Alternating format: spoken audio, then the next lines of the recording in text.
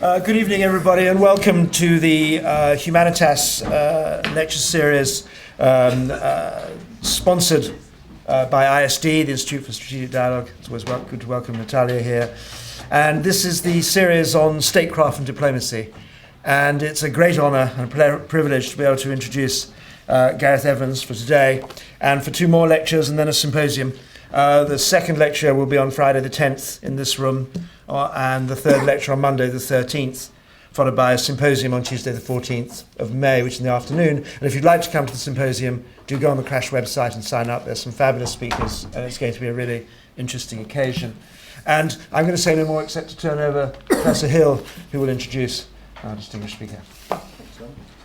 Thank you very much, Simon. It's also an honour and a privilege for me to be able to introduce Professor Gareth Evans to you. I think anyone who has followed contemporary international relations, that is, say, last 20 years or so, who've read any international relations scholarship, will know quite a lot about Gareth Evans already. There is a small club of distinguished scholar practitioners who are as comfortable with the academic literature as they are with the practice of diplomacy.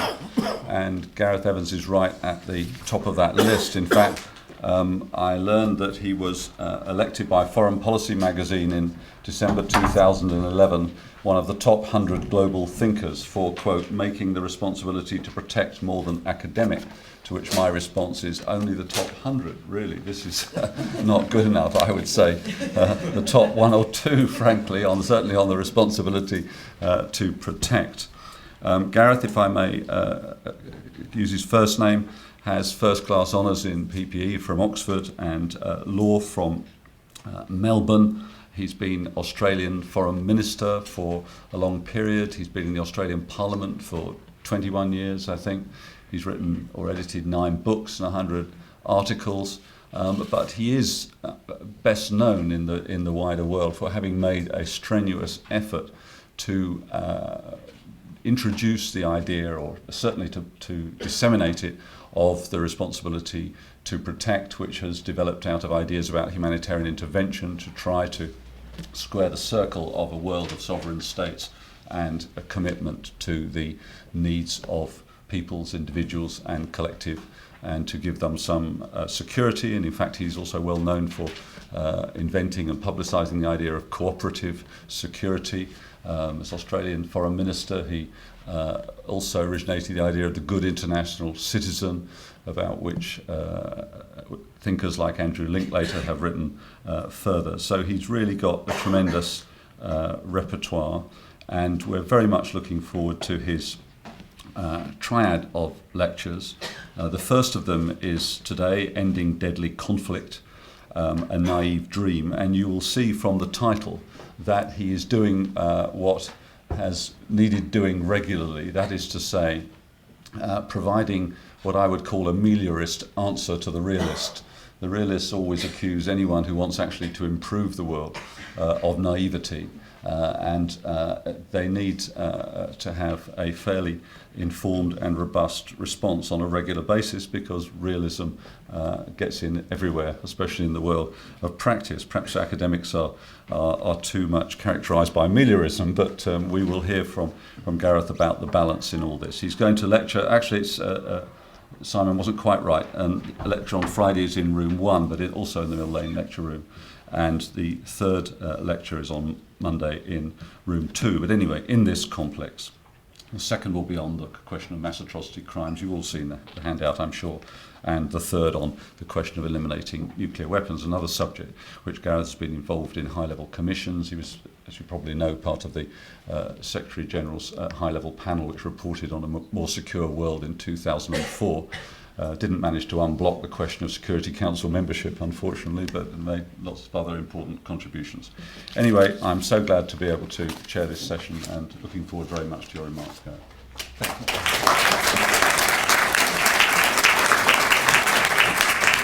you. Well, thanks, Chris Hill, for that very warm and generous introduction, which I just hope to God I can live up to. Thank you, Simon Goldhill, and to Crash for sponsoring this Humanitas Visiting Professorship with help from Natalia Bulgakova in London. Thanks to the German sponsor of all this, Angelika Diekmann, who's not here, but has made it all financially possible. And thanks very much to Richard Dearlove and everyone else at Pembroke for so warmly hosting me and my wife during our stay here in Cambridge.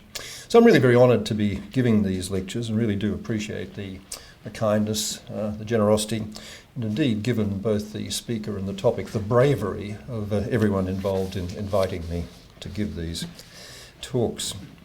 I say that about this topic, the general topic of in defence of optimism, because, of course, to be an optimist about anything in international affairs is to run the risk of being branded ignorant, incorrigibly naive, or outright demented. And to remain an optimist, a glass half full kind of a person, after 25 years of treading the boards as a national foreign minister, as an international NGO head, I ran the International Crisis Group for 10 years, and as a participant, as Chris has indicated, in various other commissions and campaigns trying to influence international policy making, I guess that will be thought to be, by many, to be evidence of a mind simply incapable of learning from experience. But I do remain a tenacious believer in our capacity to learn something from the past and not to repeat its most awful mistakes. So in these Humanitas lectures, I will argue that this has been clearly demonstrated, first in the context of deadly conflict generally, the subject of today's lecture, second in the more specific context of genocide and other mass atrocity crimes, the subject of Friday's lecture, and in the third lecture I'll suggest that it's also been demonstrated, sort of, in the progress that we're making toward eliminating nuclear weapons, although much more problematically here because movement has of course been really very slow. I also have a belief based on my own experience, which I'll spell out later in today's lecture, that distinguishing between the instinctive optimists and instinctive pessimists of this world is actually a rather more productive way of understanding the way in which real-world policymakers actually react to peace and security issues than trying to enrol them in any of the familiar international relations theory schools of realism or liberalism or constructivism and all their innumerable variants. No doubt in taking this unashamedly simplistic view, I'll be setting myself up for a very heavy counter-assault in the half-day scholarly symposium which will follow this lecture series. But as the lawyers among you might remember, as Lord Denning used to say in court, contemplating the prospect of finding himself alone in dissent yet again, I must face that consequence with such fortitude as I can command. So there we go. If we were hoping for peace in our time, the last year, like so many years before, has certainly not delivered it. Conflict has grown ever bloodier in Syria. It's continued to grind on in Afghanistan. It flared up periodically in West Central East Africa. There were multiple episodes of ethnic, sectarian and politically motivated violence in Myanmar, Burma, South Asia, around the Middle East. Tensions between China and its neighbours have erupted in the South China Sea and between China and Japan in the East China Sea. Concerns obviously about North Korea's and Iran's nuclear programs and behaviour remain unresolved. As we read each day's newspapers and look at each night's television news, as we think about everything that's going wrong in the world and start listing all the impossibly difficult issues with which the Security Council is currently wrestling, it really is quite hard to believe that ending deadly conflict once and for all could be anything more than an impossibly naive dream. And if your taste is for gloom, there are plenty of other ways of compounding it. There's a great deal of published psychology research which plays into the argument that there's something endemic and irreducible about the human instinct to violence. One of my favourite examples is a University College London study 10 years ago showing just how easy it is for violence to rapidly escalate from very small beginnings. The mic seems to have gone off. Go on, can people hear at the back? I'm sure you can hear me, but somebody's coming to try and fix it. Okay. Well, if you can hear, I'll plough on, or is that going to muck up your recording? No, it's fine. Just carry on. Okay. That's better. As I was saying, one of my favourite examples of this apparently endemic and irreducible human instinct to violence is the University College London study, which shows about how easy it is to escalate from small beginnings. The experiment involved measured pressure being applied to volunteers' fingers, and then they are asked to apply exactly the same amount of pressure to their partners across the table, with their partners then responding in turn. The typical response was 40% more force delivered than actually experienced, with the result that within a couple of minutes, what began as a game of soft touches quickly moved to moderate pokes and eventually some hard prods. So each partner believed that the other was escalating. Neither realised that what was really involved here was a neurological quirk by which the pain we receive almost invariably seems worse than the pain we deliver. Then there was a very long series of research findings stretching back over 40 years, which were very conveniently summarised in a 2006 foreign policy article called Why Hawks Win, which suggests that when it comes to the basic psychological impulses that are at work when issues of war and peace are involved, there are built-in biases which do incline decision makers to make at least 4 basic errors. First, we exaggerate the evil intentions of adversaries. Even when people are aware of constraints on the other side's behaviour, they tend not to factor that in when assessing the other's motives, while at the same time assuming that the other side fully understands the constraints on one's own behaviour. Second, we're overly optimistic when assessing the case for going to war in any of these situations. A large majority of people believe themselves not only to be more attractive than others, but more talented and smarter than others, what Gareth and Keeler would call the Lake Wobegon syndrome, which commonly leads them to overestimate the amount of control over outcomes that they're associated with. Thirdly, we're unduly pessimistic when evaluating the chances of peace. There's a reluctance to accept concessions from the other side on the intuition that they must be worth less simply because the other side has offered them. And fourth, of course, and I think we're all familiar with this, is a deeply embedded reluctance to cut losses, even when the risks of further loss by going on are very high, which clearly helps many conflicts to endure long before the point at which they should stop. So it really doesn't need much imagination to see how these various factors might conceivably have had more than a little bit to do with the various policy mistakes and roadblocks with which we're all too unhappily familiar in the context of escalating and intractable conflicts like Syria, just as we can see most of them clearly recurring in the conflicts of decades and centuries past. So again, it certainly requires a considerable feat of optimism to believe that these kinds of reflex reactions buried deep in the human psyche, not to mention all the rest of the mental furniture that plays a part in human conflict, including hatred, intolerance, greed, are ever going to be able to be sufficiently neutralised. But there is something going on out there. There is an accumulation of data about what's actually happening in the real world of deadly conflict between and within states that does give us some real ground for optimism that hoping for an end once and for all to such conflict might not be an impossibly naive delusion. What's now being described generally as the new peace phenomenon was first publicised by the Human Security Report Project, which is a team of scholars in Canada working under the direction of former UN policy advisor Professor Andrew Mack, supported in particular by the superb database of the Uppsala Conflict Data Program. And what their figures demonstrate, quite contrary to conventional wisdom, and perhaps to the instincts of all of us who think we follow international news pretty closely, is that over the last 2 decades, major wars and episodes of mass violence worldwide have become much less frequent and much less deadly. After a high point in the late 80s and early 90s, there's been a decline of well over 50% in the number of major conflicts, both between and within states, in the number of genocides and other mass atrocities perpetrated, and in the number of people killed as a result of them.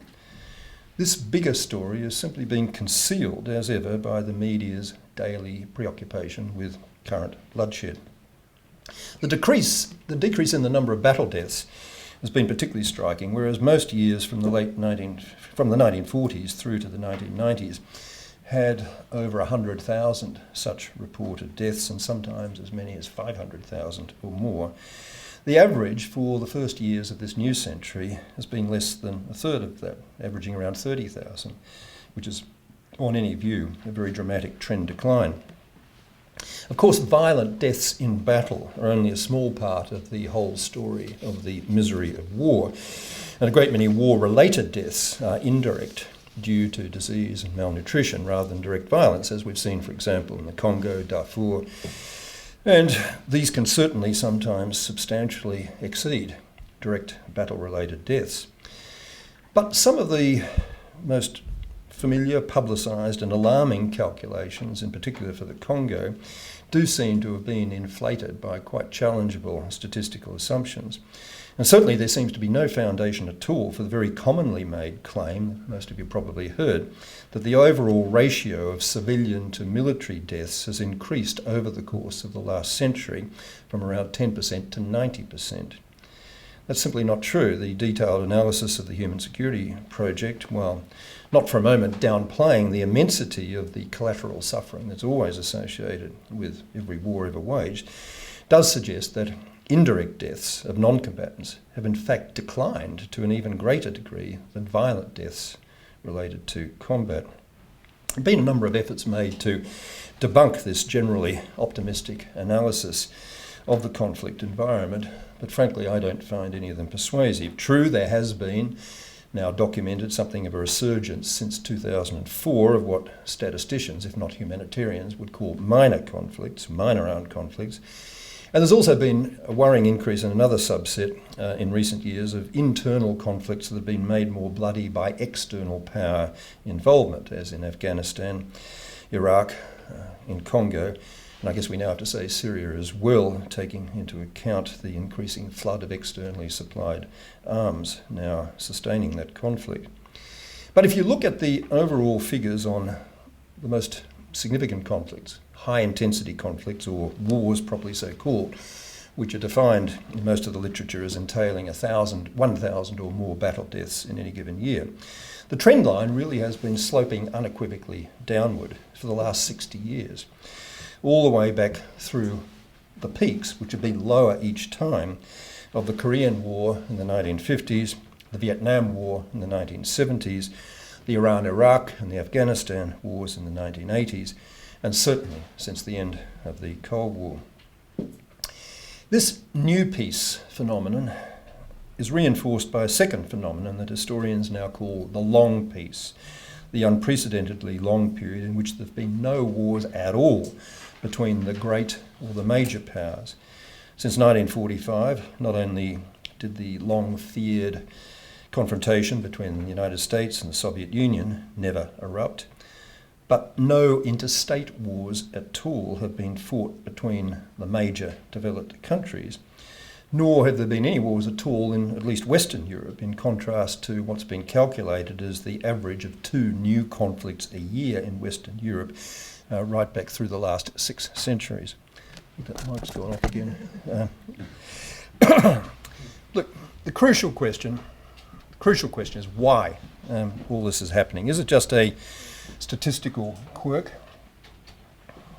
Again. Is it just a statistical quirk from which deadly business is bound to resume as usual, sooner or later? Or are there real causal factors which can be identified, which between them can give us some real confidence that despite all the ups and downs and despite the individual crises and conflicts that continue to haunt us, the world has actually passed a turning point and really is getting safer and saner? To focus first on the new peace phenomenon and exploring this question of why, the evident dramatic decline in conflict generally well, the new peace phenomenon, which is this evident dramatic decline between and within states over the last 20 years. A number of factors have manifestly contributed to that, including, of course, the end of the era of colonialism, which generated actually 2/3 or more of all wars from the 1950s to the 1980s, and the end of the Cold War itself, which meant, among other things, no more proxy wars being fuelled by Washington or Moscow, and also eventually the end of the road for a number of authoritarian governments which were propped up by either side, which had been provoking internal resistance. But as has been, I think, again formidably argued by Andrew Mack and his team in the Human Security Report project, the best explanation is really the one that stares us in the face, even if a great many people don't want to acknowledge it. And that's simply the huge upsurge in activity in conflict prevention, conflict management, negotiated peacemaking, and post-conflict peace building that has occurred over the last decade and a half. Most of that has been spearheaded by the much maligned United Nations, although there's also been a great deal of additional input from governmental and some other non-governmental organisations, including, I would claim, my own International Crisis Group, from its very small beginnings in 1995. We are doing better for a start at diplomatic peacemaking, whereas in the Cold War years, more wars were decided on the battlefield than ended in negotiation. In subsequent years, successes from Cambodia to the Balkans to Northern Ireland to West Africa to Nepal to Aceh have well outnumbered what remain so far the failures of diplomatic peacemaking, among which we have to, of course, number places like Sri Lanka, Darfur, and now Syria, although hopefully yesterday's announcement coming out of the Lavrov Kerry meetings in Moscow about a possible diplomatic conference by the end of this month will be at last the diplomatic breakthrough we've all been hoping for. Recent Uppsala figures do show that the number of new peace agreements has actually been falling in recent times, which may mean that the low-hanging fruit has been plucked and the wars that persist are now more intractable, but it could simply be a consequence of there being now fewer wars to make peace about. And while it is the case that as many as 1/3 of all peace agreements do break down in less than 5 years, we can't carry our optimism too far, the evidence is that when wars do recur in these circumstances, they're on average some 80% less deadly than the first time around. So for all these reasons, peacemaking effort really does seem to be worth it. Similarly, when it comes to peacekeeping, we're becoming ever more professional at this. The Security Council currently mandates 15 peacekeeping missions around the world, with over 110,000 international military, police and civilians deployed.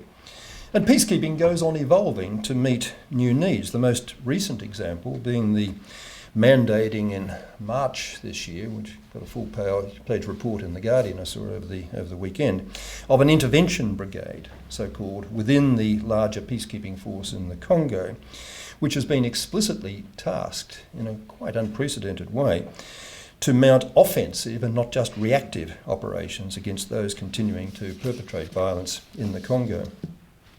And we're certainly doing much better at post-conflict peace building, having finally learned after the horrendous experiences of Angola and Rwanda and Afghanistan and Haiti that the best single predictor of future conflict is past conflict in that same place, and that there really is an absolutely critical need to put in sustained resources and commitment during the years that follow peace agreements to stop the whole horrible cycle of violence starting again.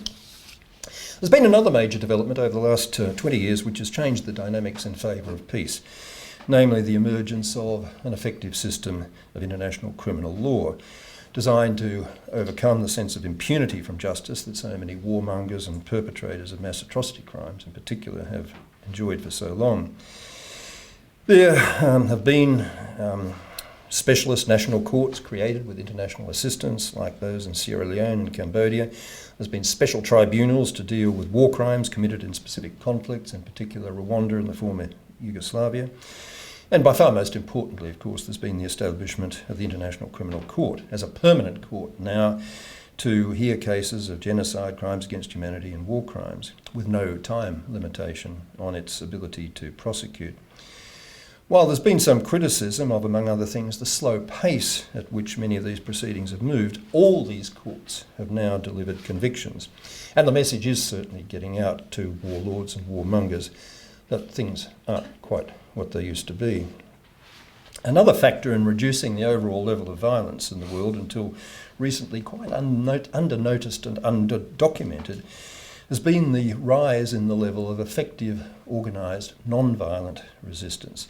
There's a fascinating recent book just published by Chenoweth and Stephan, which documents how over the course of the last century, campaigns of non-violent resistance have actually been twice as effective as their violent counterparts in winning regime change.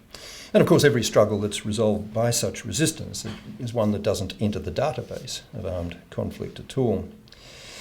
The remaining factor, which I think helps to explain the decline in violent conflict, is in fact the other big global good news story, namely the dramatic and increasingly rapid decline in world poverty, not least in Africa, which has been documented most recently in the 2013 UN Human Development Report, which makes the point that, and I quote, "Never in history have the living conditions and prospects of so many people changed so dramatically and so fast." Now, while there's never been a simple correlation between poverty and conflict, it is certainly possible to argue that as incomes rise, states become better capable of addressing grievances, both peacefully and more robustly, and that the opportunity cost of joining rebellions quite dramatically increases. It's one thing to be unemployed and living on the margins of existence. It's quite another to have a job, a house, and prospects.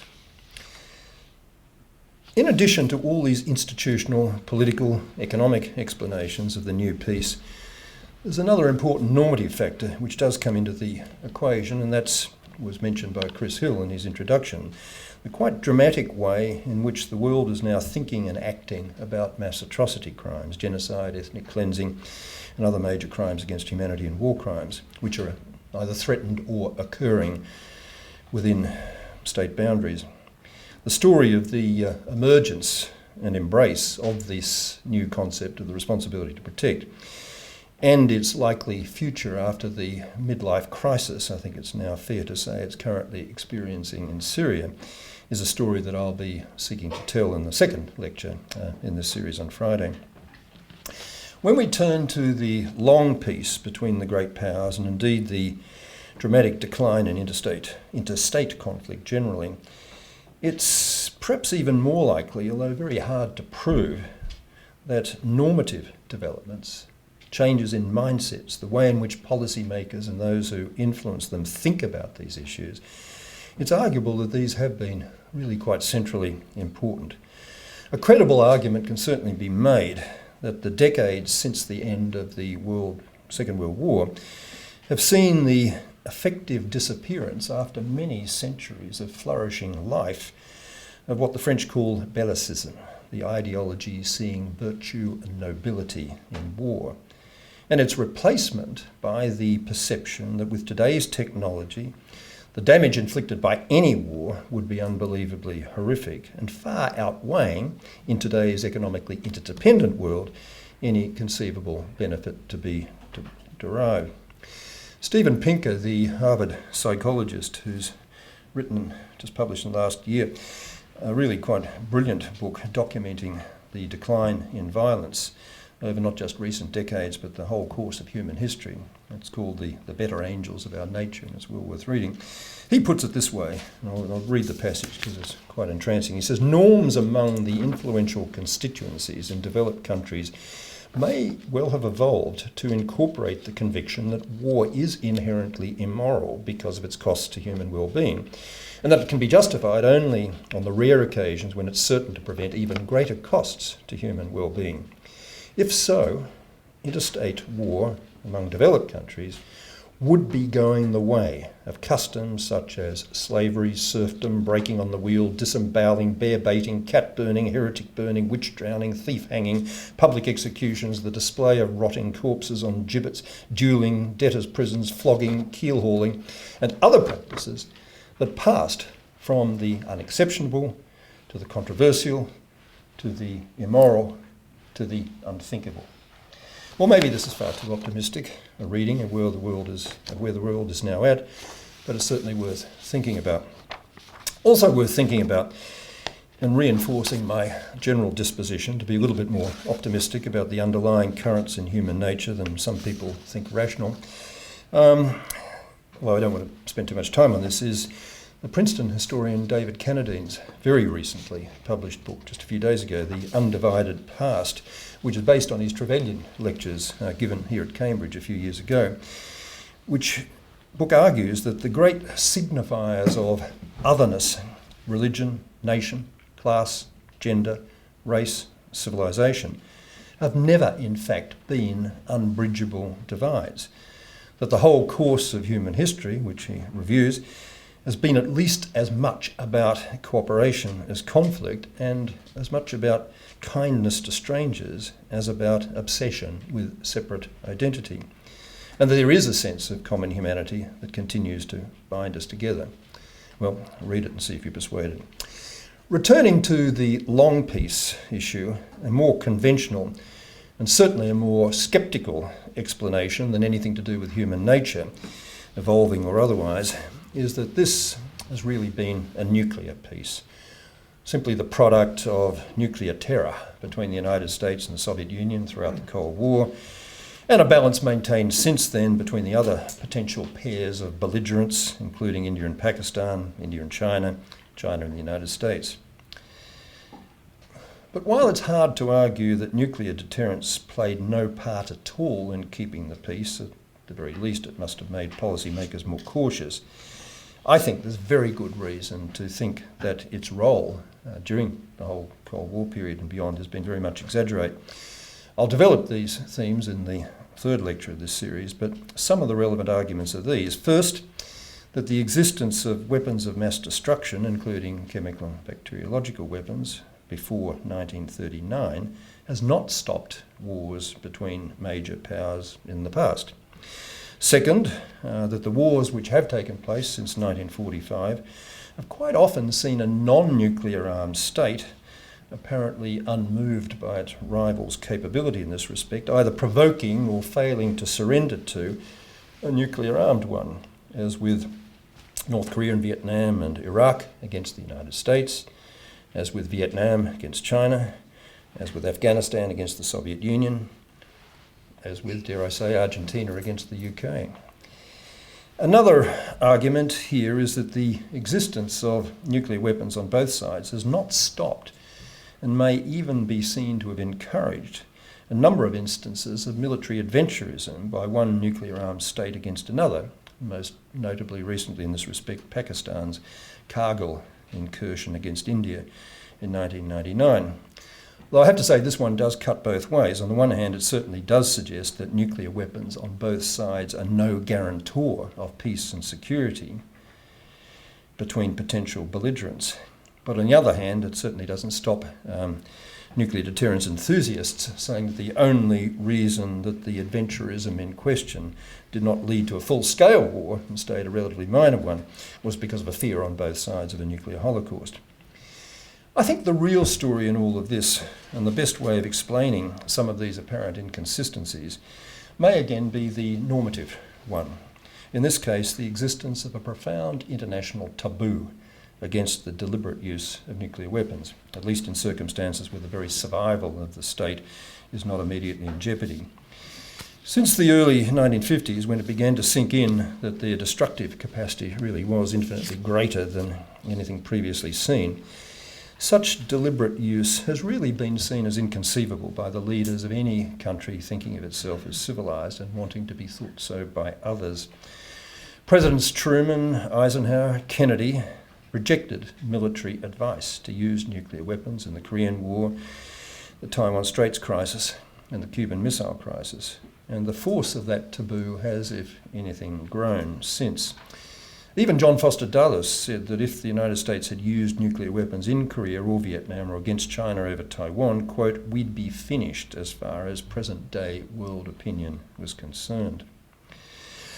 There has been some very recent published research suggesting, I find a little alarmingly, as I find a lot of research that comes out of the United States testing public opinion there, but suggesting that the nuclear taboo is nowadays not felt as strongly as previously thought by the US public.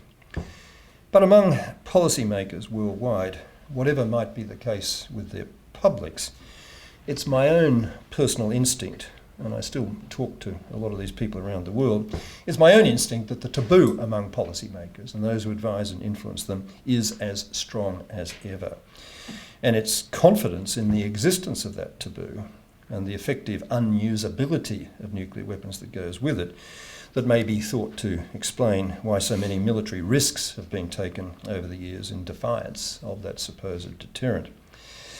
None of this means for a moment that we should be comfortable with the existence of nuclear weapons. In short, so long as any nuclear weapons are retained by anyone, the risk is all too real of stumbling into a nuclear exchange through accident, miscalculation, system error, or sabotage. And any such exchange would be potentially catastrophic for life on this planet as we know it. But that's all for the third lecture.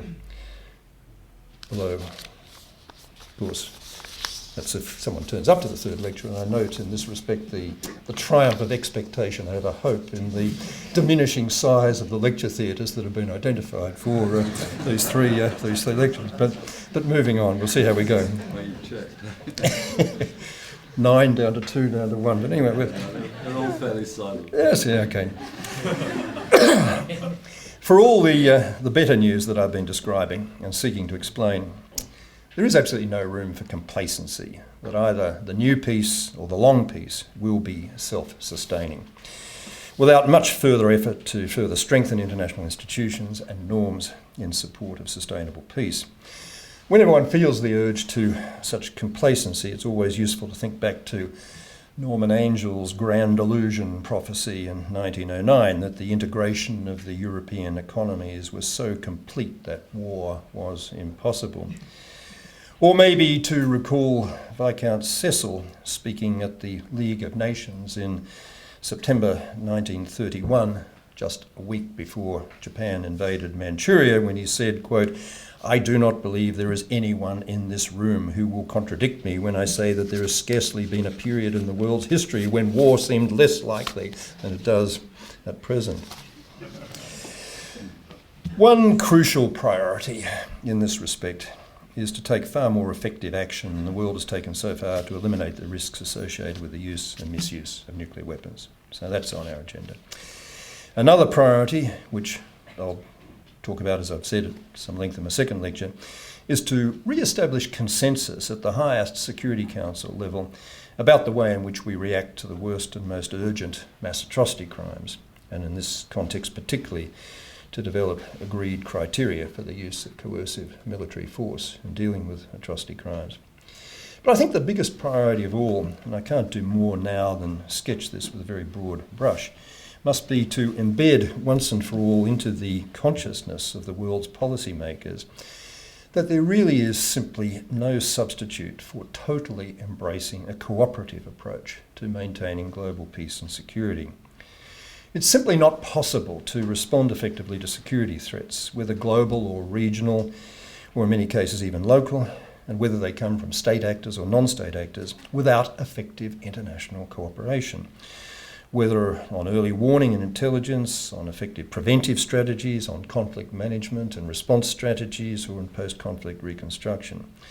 There are limitations on any country's capacity to do anything without allies or friends or supporters, or by extension, working through international and intergovernmental institutions, starting with the UN. It's in every country's national interest, not just small or medium-sized countries like my own, to operate in a rule-based rather than a raw power-based international order, to be seen to be, if you like, a good international citizen. And it's in no country's interest to try to achieve or maintain a position of unrivaled regional or global dominance.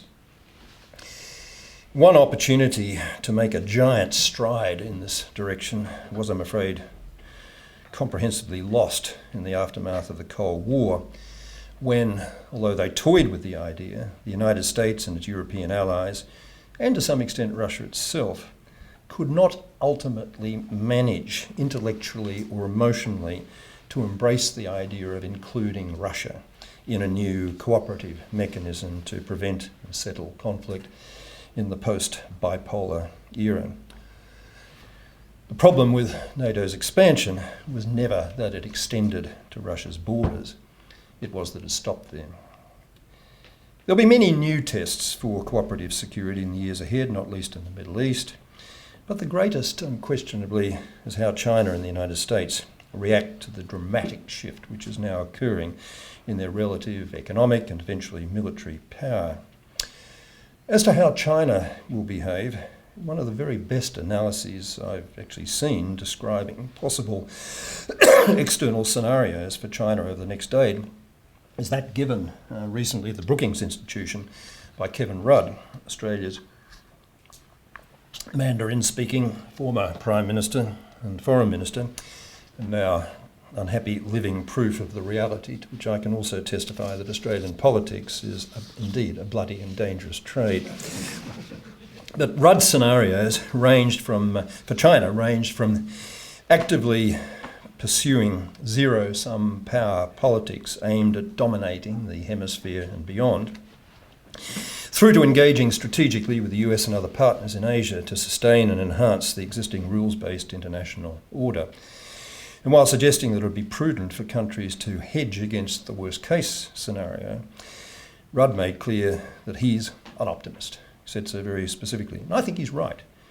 Provided the rest of the world maintains a policy of cooperative engagement with China, President Xi Jinping and his team, I think, are quite likely to choose a non-confrontational path. But how will the United States respond? President Barack Obama's re-election does offer, I think, reasonable hope that the US will give some strategic space to China through a policy of mutually accommodating cooperation. But the loudly heralded military pivot to Asia and much continuing rhetoric of the dominance and primacy kind that we hear still coming out of Washington suggests to me that this is a relationship which could end in tears unless very carefully handled indeed. The best expression I've ever heard of the US mindset required to avoid things ending in tears was something said by Bill Clinton in actually a private gathering I attended in Los Angeles in October 2002 after he'd left the presidency and acquired all the wisdom that comes with hindsight. Unfortunately, I haven't seen this written down anywhere else subsequently, but it seems to me to capture just perfectly what's required, and let's hold our breath seeing whether it will happen. What Clinton said was this, vividly remember it. He said the United States has two choices about how we, the US, use the great and overwhelming military and economic power that we now possess. We can try to use that power to stay top dog on the global block in perpetuity. Or we can use it to create a world in which we will be comfortable living when we are no longer top dog on the global block. I think that's a pitch-perfect statement of the mindsets required, whether Obama or anybody else is capable of either articulating or undertaking the behaviour that follows from that remains very much to be seen. There's one further thing I want to talk about before I conclude. In watching over the years how policymakers talk and act on international peace and security issues, and in trying to gauge how they think, and contemplating how I've thought and talked and acted myself in different practitioner roles, it really is a matter of enduring mystery to me how little of it seems to have anything to do with the preoccupations and prescriptions of international relations theory. Practitioners very rarely talk in terms of any of the familiar academic school labels, and even more rarely act consistently with any of them. There are some academic writers, and Christopher Hill here in Cambridge has an honourable place among them, who've consistently tried to bridge the gap between international relations theory and foreign policy practice. But for the most part, these do seem to inhabit separate universes. Part of the problem for non-aficionados is to understand exactly what the traditional theory labels mean. Well, it's not hard to grasp or to see the point of the oldest and most familiar distinction in international relations theory, that between realists and idealists. This seems to be regarded by theorists these days as really quite kindergarten stuff. You can forget about a job in any Western international relations department anywhere unless you can confidently draw out the distinctions between classical, post-classical, neo-defensive and offensive realists, and on the other side between idealists and liberals, and then between a miscellany of neo and institutional and other hyphened subspecies of the latter. Then cutting across all that, as some of you who are suffering all this as undergraduates will be well aware, is the division between constructivists at one end of the scale, who are primarily moved by the notion that norms and ideas really matter, and rationalists who are not so persuaded. And beyond that, out in a sort of a space all their own, are a miscellany of postmodernist and other related world views of varying degrees of impenetrability, which my late and dear friend Tony Jutt sweepingly, but I suspect not entirely unfairly, described as narcissistic obscurantism. The only theory schools which seem to me to get at all close to describing the way in which practitioners actually think and behave are those which are rather more inclusive or even eclectic in their embrace. One such, I should say in deference to both my current location and its continued high standing, is the English school, largely populated, as Chris points out, by Australians and Canadians, but the English school nonetheless, which might be described as sort of liberal realism with a dash of constructivism thrown in. But even more multifaceted is the recently established new school that I was delighted to come across, called analytical eclecticism, which seems to me at first sight to be an admirable home for those intellectually sluggish and disreputable types like me, who are too academically ill-disciplined and ignorant to fit in anywhere else. But the trouble with all these labels, with the possible exception of the last, is that none of them really credibly describe the way in which those of us in this business actually behave, year in, year out, in all those situations where some kind of policy choices are open to us. Even the most adventurous of us and most passionately committed to human rights and universal values and norms know that in the real world that crowds in upon us, good ideas and values sometimes carry the day, but often they don't. Realities constantly intrude. Compromises constantly have to be made. I certainly felt these competing pressures very sharply during my own foreign ministerial career. I was hugely committed throughout to human rights ideals and multilateral institutions, and I know I pushed my diplomats' tolerance to the limits, requiring them, among other things, to make endless representations in Beijing and other unreceptive places against executions and in support of amnesty, prisoners of conscience and so on, and in making various quixotic efforts to reform UN personnel and institutional practices, to restructure the Security Council and so on. But I also engaged in plenty of what would clearly be described as hard-nosed realism, not least in the boundary negotiations I conducted with Indonesia over the Timor Sea, or the peace negotiations in which I was involved with the Khmer Rouge. It is certainly discomforting in the extreme, let me tell you, to sit across a table from genocidaire, as I did in those Cambodian negotiations, and generating howls of indignation from the John Pilgers of this world as a result. But engaging with those for some or all of whose behaviour you feel the utmost distaste is not the same, of course, as endorsing that behaviour. And without being able to draw that distinction, diplomacy, and with it any kind of capacity to maintain stability in international relations and to find solutions to problems and conflict, would simply grind to a halt. One of the most interesting treatments I've seen of the way theory relates to practice in international policy making was an article in International Security a few years ago entitled "The Future of US-China Relations, Is Conflict Inevitable?" by the Princeton academic Aaron Friedberg, who I'm pleased to be able to report, in the interests of my analytical objectivity, did a stint on the dark side as President Cheney's planning advisor during the George W. Bush administration. But taking as his starting point the three main camps in contemporary international relations, theorising, realism, liberalism and constructivism, he argues that what really matters most in determining their adherents' attitudes and prescriptions at least on the China-US issue, is a more fundamental cross-cutting division between optimists and pessimists. So optimistic liberals believe in the possibilities created by interdependence, institutions and pressure for democratisation. Optimistic realists in the China context believe that China's power will remain relatively limited and its aims contained, and play down the security dilemmas that its actions may create for other players. Optimistic constructivists believe that China's engagement in international institutions of various kinds will lead to shifts in its strategic culture and in the norms of international behaviour accepted by its leaders. On the other hand, pessimistic liberals see the Chinese leadership as struggling with political change, prone to hyper-nationalist assertiveness, and also see too much external pressure for democratisation and human rights as potentially counterproductive. Pessimistic realists see China's power as growing, its aims expanding, the security dilemma this poses as intense, and the need as a result for maintaining a strong competitive posture very strong. And pessimistic constructivists worry that an excessively competitive approach by the US in particular will result in a hardening of Chinese leadership mindsets, which is the key to everything else.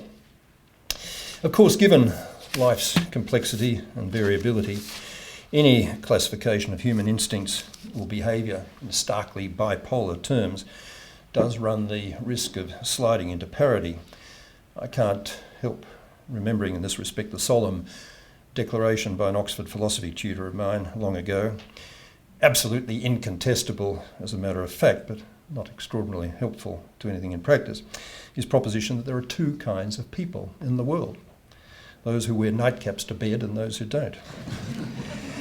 But I also can't help thinking, in the context of this bipolar sort of characterisation, as I look out on the world around us, and certainly at the way in which policymakers and decision makers address most of the public policy issues with which I've been concerned over my own professional life, including foreign policy, I can't help but think that there is something to be said for seeing the crucial difference in terms of optimism versus pessimism.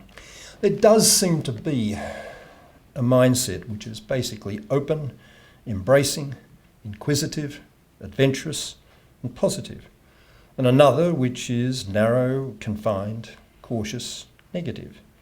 Most people do seem to line up instinctively or intuitively on one side of this line or the other.